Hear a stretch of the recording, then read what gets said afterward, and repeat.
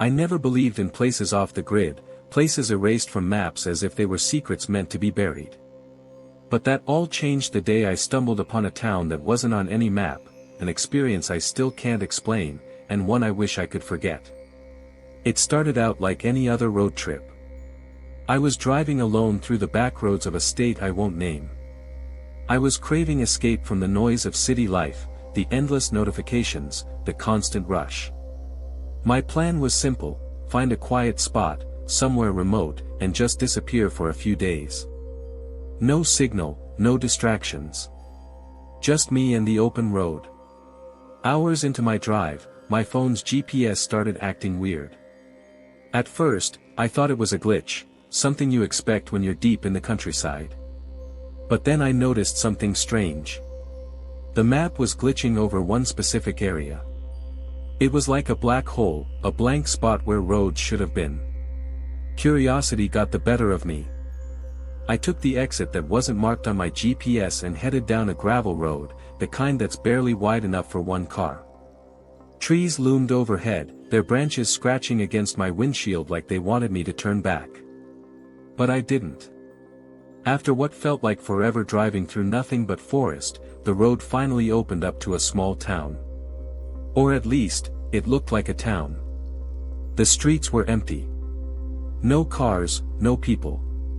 Just old buildings that looked like they belonged to another century. The air was thick and heavy, like the whole place was holding its breath. The silence was the first thing that hit me, unnatural, deafening silence, like sound itself was scared to exist here. I tried to look for signs of life, but everything was covered in dust and grime. The storefronts were faded, windows cracked, some boarded up. The street signs were old and peeling, and not one had a name I recognized. I pulled out my phone again, hoping for a signal or any clue where I was, but there was nothing. No service, no maps, no information. What made it worse was the feeling. That cold pit in my stomach, the kind that tells you something's wrong but you can't put your finger on what. I felt watched. Not by a person, but by the town itself, as if it was alive and aware of me standing there. I parked my car near what looked like an old town square and stepped out. The wooden boards creaked under my feet, echoing in the stillness. I pulled out my camera, hoping to capture something, anything, to prove this place existed. Then I saw it. A faded sign nailed to a lamppost: "Welcome to Elysium." The irony hit me: Elysium, a paradise, but this place was anything but. I wanted to leave. I wanted to turn around and drive back into the normal world. But something kept me there. A strange pull, like the town was calling me deeper into its heart. That's when the first strange sound cut through the silence. A faint whisper, almost like wind, but too deliberate, too soft. It seemed to come from the shadows between the buildings. I told myself it was my imagination, but my heart wasn't convinced. I spent the next few minutes walking the empty streets, every step echoing like a drumbeat in a graveyard. The buildings looked abandoned, but signs of recent activity appeared: fresh footprints in the dirt, a door slightly ajar, a single light flickering in a window. Then I heard it again, the whispering, closer this time. Words I couldn't make out, but they sent a shiver down my spine. That's when I realized I wasn't alone. Not really. The town that wasn't on any map was alive in ways I never expected. And I had just stepped into a story far darker than any road trip I'd planned. I stood frozen for a moment, the whispering fading like a ghost retreating into the shadows. My breath hung heavy in the cool air as I debated what to do next. Curiosity wrestled with the growing unease inside me. Every instinct screamed to get back in my car and leave, but something deeper, something I couldn't explain, held me in place. I took a deep breath and started walking down one of the narrow streets branching off the square. The sun was dipping low, casting long shadows that twisted across the cracked pavement. The air smelled faintly of damp wood and something metallic, like old blood or rust. I shivered. The houses were small and weathered, their paint peeling and windows dark like empty eye sockets. Some had curtains fluttering, but no sign of movement. It was as if the town was frozen in time, waiting for something to happen, or someone to come back. I noticed the signs again. Odd, cryptic symbols painted on walls, scratched into wood, even carved into tree trunks lining the streets. They didn't look like any language I recognized, but they felt important. Like warnings, or messages left behind. I kept my phone out, hoping for a signal or at least to snap some pictures. No luck. The screen stayed blank, no bars, no GPS, just a flicker of static when I tried to call out. As I wandered, I thought I saw movement, shadows slipping between buildings, a flash of a figure disappearing around a corner. Every time I turned to look, nothing was there. Just empty streets and the whisper of wind through broken windows. Then I heard footsteps behind me. I spun around. No one. Just the empty road stretching into darkness. The hair on the back of my neck prickled. My heartbeat quickened. I told myself it was nerves, the mind playing tricks. But the footsteps kept following, slow and deliberate. I broke into a run, darting toward what looked like a small diner at the edge of town. The sign was hanging crookedly, its neon long dead. The windows were dirty, but I could see movement inside, someone or something pacing back and forth. I hesitated at the door, hand trembling over the handle. When I finally pushed it open, the air inside was thick with the smell of old coffee and something sour I couldn't place. The diner was empty. No customers, no staff. Just an old radio playing static in the corner and a faded menu taped to the wall. I stepped inside, my footsteps loud against the cracked tiles. That's when I noticed the graffiti on the walls, names, dates, strange phrases like, "They watch, don't trust the light," and "Leave before midnight." The writing was fresh, scrawled in a shaky hand. My mind raced. Who had been here? And why hadn't they left? Suddenly, the radio crackled. A voice whispered something so low I could barely catch it, "Get out." The sound cut off abruptly, replaced by static. I bolted outside, my heart pounding like a drum in my chest. Back on the street, I stopped to catch my breath, glancing around for any sign of life. The sky had darkened further, stars beginning to peek through the thick canopy above. The silence had returned, but it was heavier now, like the town was holding its breath again, waiting. I decided to head toward what looked like a church at the far end of the main street. Its steeple was crooked, and the stained glass windows were cracked, but it was the only building that seemed untouched by time.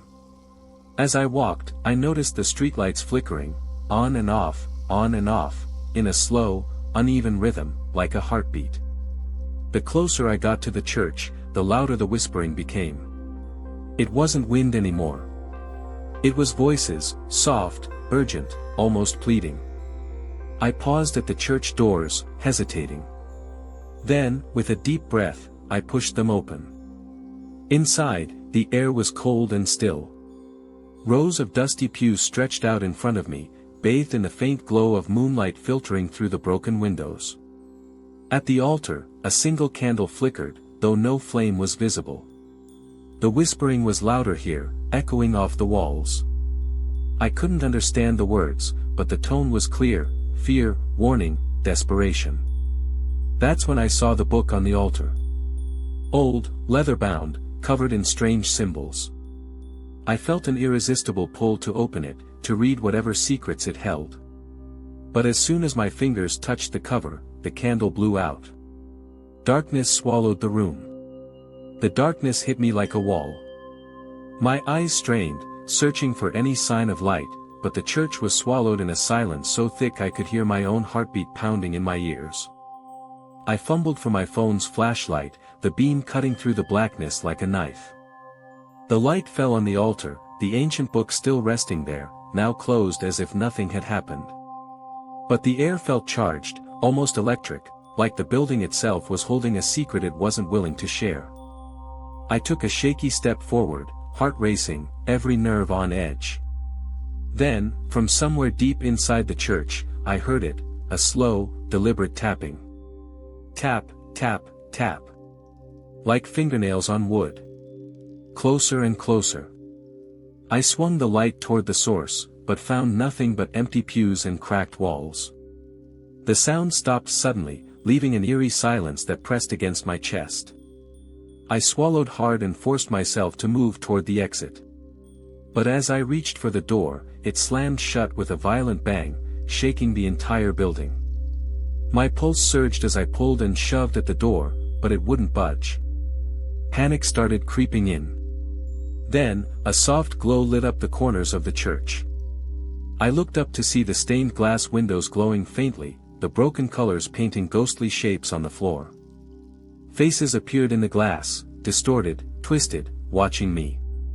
A whisper rose again, louder this time. Clearer.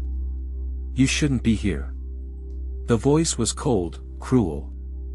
I staggered back, my flashlight beam trembling as I scanned the room. The altar book suddenly flipped open, pages rustling as if caught in a wind that wasn't there. I took a deep breath, steadying myself. I had to know what this place was. I leaned in to read the open page. The words were written in the same strange symbols I'd seen before, but below, in faded ink, was a single sentence. The lost are never truly gone. The meaning hit me like a punch. This town wasn't just abandoned, it was trapped. Stuck in some kind of loop or curse. I forced myself to look around, desperate for answers. My flashlight caught something on the floor near the altar, a small photograph, yellowed with age. I picked it up and stared. It was a picture of people, dozens of them, standing in front of the church. They were dressed in old-fashioned clothes, faces serious, eyes hollow. But what chilled me the most was that one person looked exactly like me. My hands trembled as I dropped the photo. It slid across the floor and stopped at the base of the altar. Suddenly, the church door creaked open with a long, slow groan. I didn't hesitate this time. I bolted out into the night, my footsteps pounding against the pavement as the whispers chased me down the street. The town seemed even darker outside. Shadows stretched longer, twisting unnaturally. The strange symbols on the walls glowed faintly in the moonlight. As I ran, I caught glimpses of figures in the windows, shadowy shapes that disappeared whenever I looked directly at them. I heard faint footsteps behind me, but every time I glanced back, the street was empty. I needed to find my car. I needed to get out of this nightmare.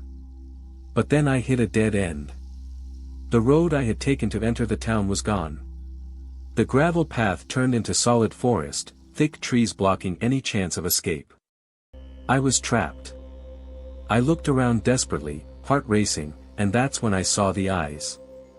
Not human eyes, too large, too bright, glowing faintly from the darkness between the trees. They watched me, unblinking, dozens of them. I didn't wait to see what came next. I turned and ran in the opposite direction, branches slapping my face, dirt underfoot, breath ragged and desperate. Somewhere behind me, the whispering started again. Stay forever. I didn't stop running. The forest closed in around me, branches clawing at my clothes and skin, but I couldn't afford to slow down. The glowing eyes followed every step, their unblinking stare burning into my back. Every snap of a twig underfoot, every rustle of leaves, felt amplified in the night. The whispering voices swirled in my ears, growing louder, more insistent. You can't leave. You belong here. Forever. Panic clawed at my throat. I pushed harder, lungs burning, until I burst through the trees onto another road. It was narrow and cracked, like an old highway long forgotten. I glanced back. The forest stared back, silent and empty, but the feeling of being hunted didn't fade. I ran along the road, desperate to find my car or any sign of civilization. But as I moved forward, the scenery twisted into something unnatural. Trees bent at impossible angles, their branches dripping with a dark, viscous sap that glistened under the moonlight. The air grew colder. My breath turned to mist. I felt like I was walking deeper into a nightmare. Suddenly, I heard a voice, clear, human, but faint, calling my name. My heart lurched. I stopped dead, scanning the darkness. "Hello?" I called back, voice shaky. A figure stepped out from the shadows. It was a woman, pale and thin, her eyes hollow and sunken. She wore tattered clothes, stained and faded like she'd been living in the woods for years. "Don't listen," she whispered urgently. "They're watching. They want to trap you." I wanted to ask who she meant, but before I could speak, the ground trembled beneath my feet. A low growl rumbled through the air, growing louder, closer. The woman grabbed my arm, her grip ice cold. "Run. Now." We sprinted down the cracked road, shadows twisting around us. The growling grew louder, and I caught glimpses of something huge, too large to be human, lurking just beyond the trees. We reached a fork in the road. The woman pointed left. "This way. The old mine shaft. It's the only place they won't follow." I nodded, barely able to breathe. We dashed down the path, the growling replaced by whispers, desperate and angry. The mine entrance loomed ahead, a yawning hole in the earth, surrounded by rusted metal and broken timber. We scrambled inside, the darkness swallowing us whole. The air was damp and heavy, filled with the scent of earth and decay. My flashlight flickered as I swept the beam across the walls, revealing old mining tools and broken carts. "Stay close," the woman said, her voice barely a whisper. We moved deeper into the mine, the silence pressing down like a weight. Every sound echoed, our footsteps, our breathing, even the slightest scrape of rock. Then I saw it, scratch marks on the walls, fresh and deep, like something had been trying to claw its way out. The woman stopped suddenly, her eyes wide with fear. "They're coming." A chill ran down my spine. The whispers returned, louder, more urgent. The mine seemed to close in around us, shadows stretching and twisting. I realized then, there was no escape. The town, the forest, even this mine, it was all a trap. A place where lost souls were dragged deeper, swallowed by darkness, never to be seen again. I gripped the woman's arm, desperate for answers. "What is this place? Why am I here?" She looked at me, eyes haunted. "Because they don't want you to leave. Because you saw what you weren't supposed to see." The mine shook violently, dust falling from the ceiling. The growls turned into a roar, deafening and close. "We have to keep moving," she urged. "Or we'll be next." We plunged deeper into the mine, the darkness pressing in on every side. The air grew colder, thick with an unbearable heaviness. The woman's grip on my arm was tight, like a lifeline in this endless abyss. Suddenly, the ground beneath us trembled violently, and a deep, guttural growl shook the walls. The mine shaft seemed to come alive with unseen movement, shadows twisting and writhing, like creatures made of smoke and fear. Ahead, a faint glow pulsed, like a heartbeat in the dark. We sprinted toward it, desperate for anything that might be a way out. As we reached the glow, the woman stopped abruptly. Before us stood a massive figure, tall and distorted, its body flickering between human and something else entirely. Its eyes were voids of endless darkness, and its presence sucked all warmth from the air. "You shouldn't have come here," it whispered, voice like shattered glass. I froze, terror rooting me to the spot. The figure reached out, tendrils of shadow curling toward us like grasping hands. The woman stepped forward, chanting words I couldn't understand, her voice steady despite the fear in her eyes. The figure recoiled, shrieking in rage, but its gaze locked onto me. "You saw too much," it hissed. "Now, you belong to us."